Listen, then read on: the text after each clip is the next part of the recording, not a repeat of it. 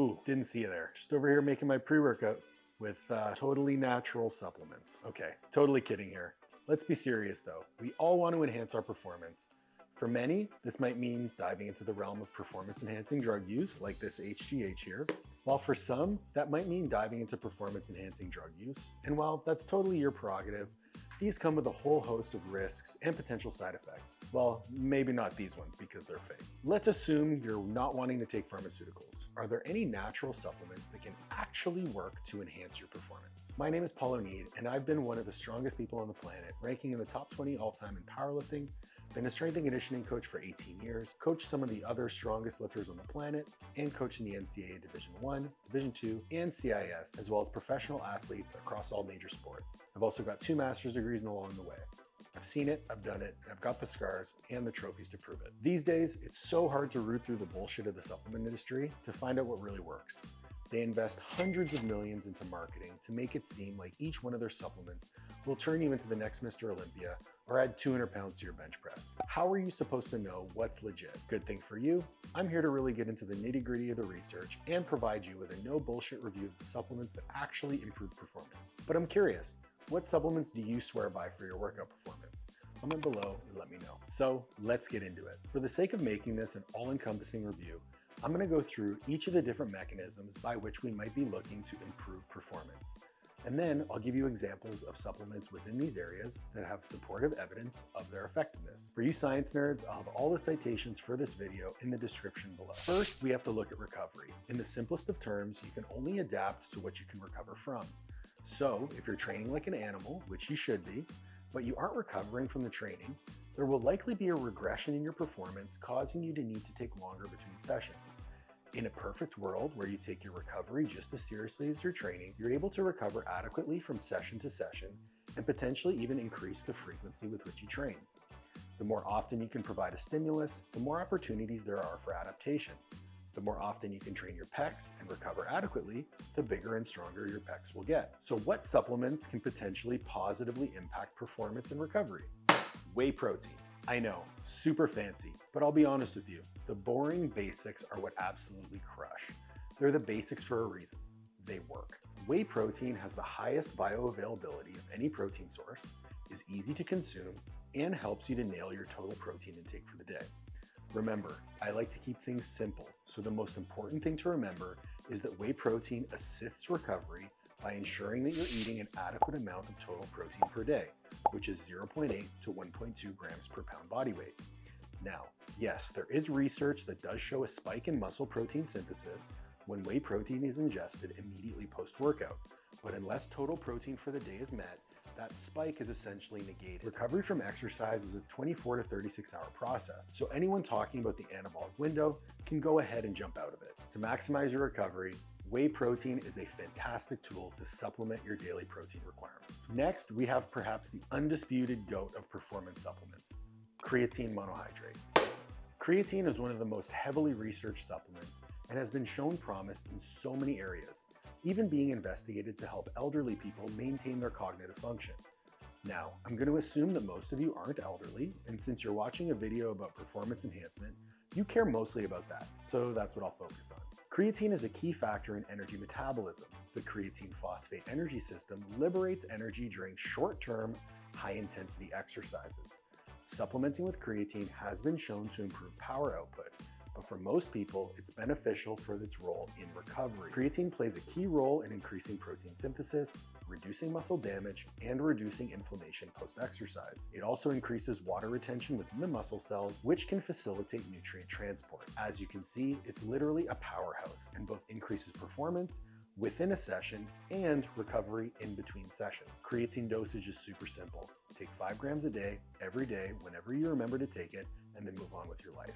Timing doesn't matter as long as you get it in you. Lastly, we have essential amino acids. Now, for those who are unfamiliar with amino acids, they are the building blocks of protein. There are 20 amino acids that combine to form the various proteins within the body, including muscle. 9 of them are considered essential, which means that they must be consumed within the diet and the body cannot produce them on its own. Supplementing with essential amino acids around training has been shown to increase muscle protein synthesis and prevent muscle protein breakdown. Same caveat here applies. The effects are only important insofar as you're able to meet your total protein intake for the day. That being said, EAAs can be increasingly helpful during periods of dieting when the body is more or less catabolic. EAAs can prevent muscle protein loss because of their anti-catabolic nature. Now, with these three, we've got our bases covered for recovery supplementation. Now let's move on to exercise output. What supplements will let us train like animals? First, we need to look at increasing the activity of the central nervous system. What can we take to get us into that mind state where we're mentally and physically firing on all cylinders? Best supplement for this is a personal favorite of mine, caffeine. Caffeine, like creatine, is one of the most heavily research-backed substances on the market. Caffeine works in three ways. First, it increases the activity of the sympathetic nervous system, or the excitatory part of the nervous system, putting us into that fight or flight mode and increasing the release of adrenaline and noradrenaline, which is essentially the adrenaline specific to the brain. So it'll fire you right up. Next, it also decreases the feelings of fatigue by inhibiting the effects of adenosine. Adenosine is a metabolic byproduct that builds up throughout the day and induces fatigue.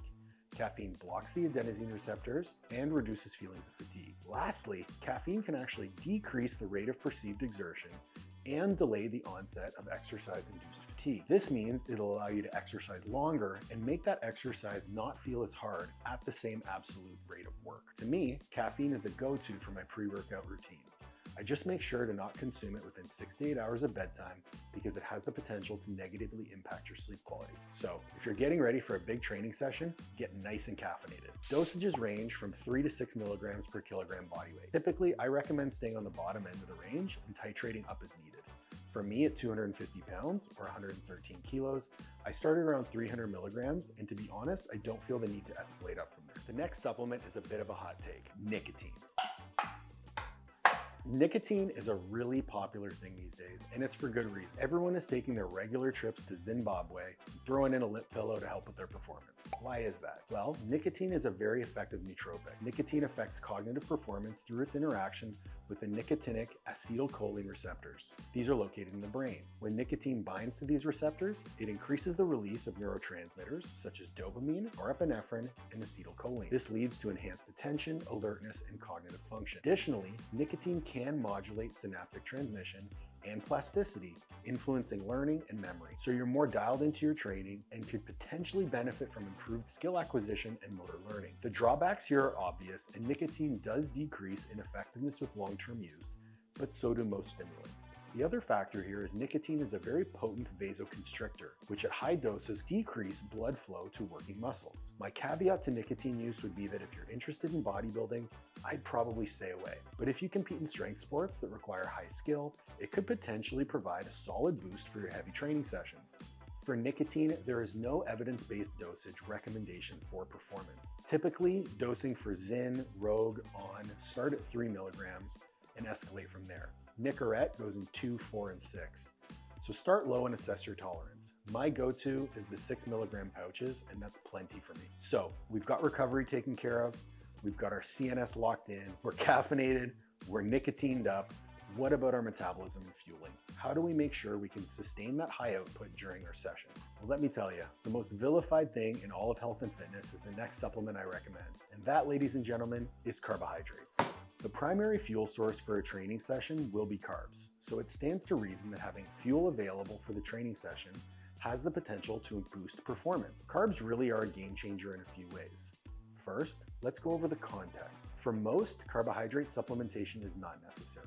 In the same way that protein supplementation won't further impact recovery if adequate intake is met for the day, most people don't exercise hard enough, long enough, or without enough volume to deplete their stored glycogen when eating at a maintenance level of calories. Typically, if you train less than 60 to 90 minutes at a moderate intensity, carbohydrate supplementation is probably not going to be super helpful. But we're training like animals, and if that training is performed at a high intensity and lasts longer than 90 minutes, carbohydrate ingestion within the intra-workout period can prevent the reliance on liver glycogen. maintain adequate blood glucose levels, and reduce the likelihood of serotonin depletion. The latter is exemplified by the mental lull that happens at the tail end of a session. If we're eating at our caloric maintenance, we don't need many carbs to have a beneficial effect. Somewhere in the neighborhood of 10 grams of carbs per 15 minutes of exercise beyond 60 minutes is plenty. So for my 90-minute training sessions, I just use 25 grams of carb powder. Just 25 grams can help me improve my performance, sustain my output, and actually facilitate recovery because the amount of glycogen I deplete will be lower and because I did a better job maintaining blood glucose levels during my session. There'll be less cortisol released from that training session. All of that makes it easier to recover for the next one. The final supplement that I'll review today is a relatively new one on the scene, and at first glance, it's a bit hippy-dippy. It's mushrooms. I'm kidding, kind of. Peak O2 is a patented blend of mushroom extracts. The blend includes Cordyceps militaris, reishi, king trumpet, shiitake, lion's mane, and turkey tail. These mushrooms are rich in bioactive compounds, including polysaccharides, triterpenoids, and antioxidants, which have been shown independently to have many health effects. But together, they can actually improve performance. Peak O2 works by increasing oxygen utilization, lengthening the time to exhaustion, acts as an antioxidant to reduce oxidative stress during exercise, and helps the body adapt to stress. If this was 2 years ago, I'd have replaced Peak O2 with beta-alanine, but a lot of the most recent research supports Peak O2 as being superior to beta-alanine when it comes to sustaining performance within a session. Sounds a bit sus to me, but it's a winner. Plus, you don't have to deal with the super annoying skin irritation that comes with the dosage of beta-alanine high enough to actually have a positive effect. Dosage for Peak O2 is typically around 1 to 2 grams per day. Personally, because of all the secondary health effects of the mushroom extracts and the lack of side effects, I personally opt for the higher end of that range. So what does that look like in terms of a workout stack? For me, it boils down to using whey protein as a means to supplement my daily protein requirement of 250 grams per day. I have 5 grams of creatine upon waking with a liter of water because your boy likes to be hydrated. Pre-workout, we're having 300 milligrams of caffeine, 6 milligrams of nicotine, and 2 grams of Peak O2. Honestly, for this combo, I usually go to the supplement store, find the cheapest pre-workout drink I can find with the dosage of caffeine and Peak O2 that I want, and I slam that with a rogue pouch. During my workout, I'm having 25 grams of carbohydrates with 10 grams of amino acids, and then I go home and eat a meal after training. So to answer the question, can supplements boost your workout performance? Yes, they absolutely can, but it's not the fancy, highly marketed ones that work best. It's the basics, the tried and true, the ones with the most research on them, and then maybe a little sprinkle of fun. Let me know what you think. Make sure to like, share, subscribe, ring the bell for notifications, and keep raising the bar.